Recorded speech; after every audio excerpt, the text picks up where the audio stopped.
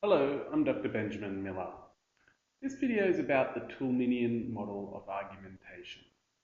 This model of argument is named after the philosopher Stephen Toulmin, whose book, The Uses of Argument, published in 1958, presented a way to analyse everyday arguments. According to Toulmin, philosophers and their theories were good at describing and evaluating formal logic, but they struggled to explain how argument works in everyday life. Toulmin's book was very controversial at the time. It presented a way of evaluating an argument that was very different to formal philosophy. In some ways, Toulmin's theory can be read as a rhetorical description of argument rather than a formal philosophical treatment of argument.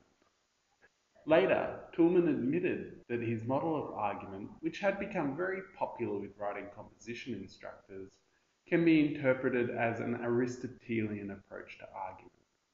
In particular, the core of Toulminian argument is very similar to a central part of Aristotelian rhetoric, the enthymeme. Now, apologies in advance, I'm about to employ some specialised terms. If you're not familiar with Toulminian argument, it may become confusing.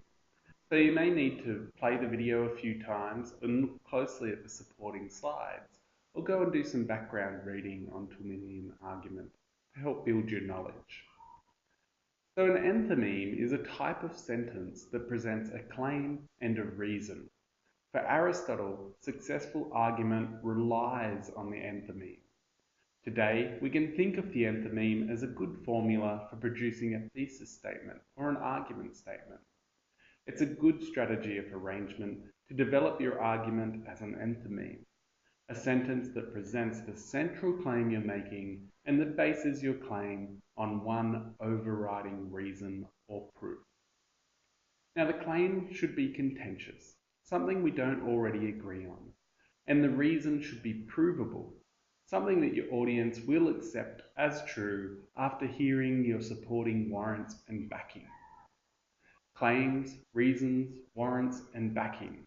These are the terms Toulmin uses for parts of an argument.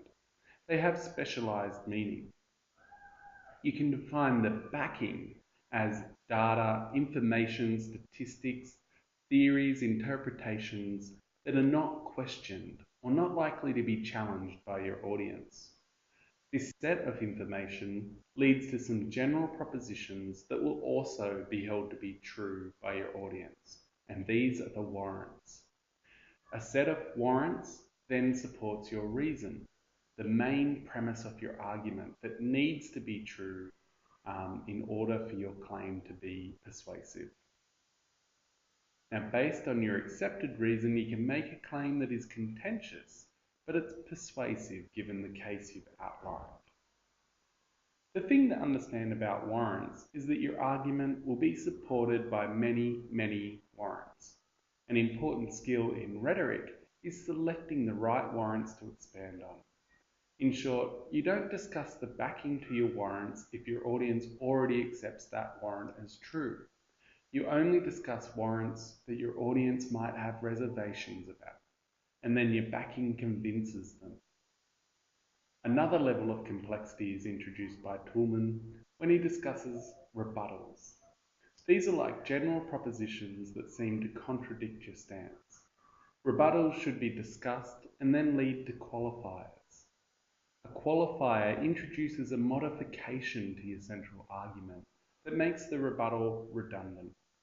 The modification might simply be a phrase or a way of wording your argument that changes the force of what you're claiming. We can think of a sample argument that's now fairly well accepted, but which was very contentious when first introduced in Australia. That the government needs to ban smoking in pubs and bars because smoking harms the community. For this to be true, some general principles or warrants need to be true. For example, the government should protect its citizens and the community, or that health takes precedence over individual freedoms, and so on. If anyone questions these general ideas or warrants, we could produce accepted information, theories, statistics, testimony, or what Toulmin calls backing, which convinces the skeptics. The argument becomes more complex when we consider a rebuttal, that it's unfair to limit individual freedoms. This rebuttal might lead to a qualifier. Here, for example, that the ban should only occur in public spaces. Now, different audiences will have different rebuttals and will require different warrants to be backed and explained. For example, hoteliers and restaurateurs might be concerned about the commercial implications of the ban. Backing men might include statistics about improved business in similar locations where bans were introduced. In other words, this model is useful, but it needs to be employed and adapted to each particular situation. And isn't that the beauty of rhetoric? It reminds us that there is no perfect universal argument, just the right argument at the right time.